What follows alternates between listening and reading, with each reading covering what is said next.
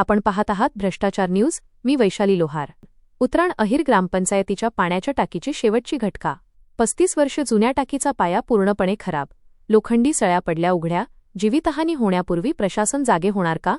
उत्राण अहिर ग्रामपंचायतीच्या हद्दीतील दोन्ही गावांना पाणी पुरवठा करणारी पाण्याची टाकी सध्या अत्यंत धोकादायक अवस्थेत आहे.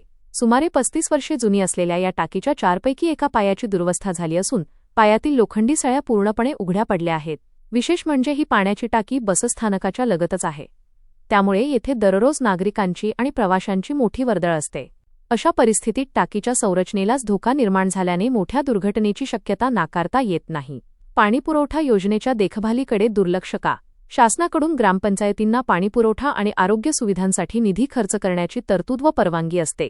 तरीही या जुन्या पाण्याच्या टाकीच्या देखभाल दुरुस्तीकडे दुर्लक्ष का केले जात आहे, असा संतप्त सवाल ग्रामस्थांकडून विचारला जात आहे. ग्रामसेवक आणि प्रशासनाला थेट सवाल. पाण्याची टाकी कोसळल्यानंतर कागदी घोडे नाचवण्यापेक्षा दुर्घटना होण्यापूर्वीच उपाययोजना करणं गरजेचे आहे. ग्रामसेवक उत्राण अहिर ग्रामपंचायतीला भेट देत नाहीत का? ग्रामपंचायतीच्या लगतच असलेली ही जीर्ण टाकी अधिकाऱ्यांच्या डोळ्यांना दिसत नाही का, की अधिकारी आणि ग्रामसेवक मोठी जीवितहानी होण्याची वाट पाहत आहेत?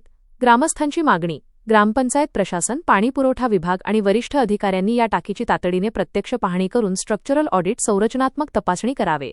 नागरिकांच्या जीविताला धोका निर्माण होण्यापूर्वीच या टाकीची दुरुस्ती, पुनर्बांधणी किंवा नवीन टाकी उभारणीची कार्यवाही तातडीने करावी, अशी जोरदार मागणी होत आहे.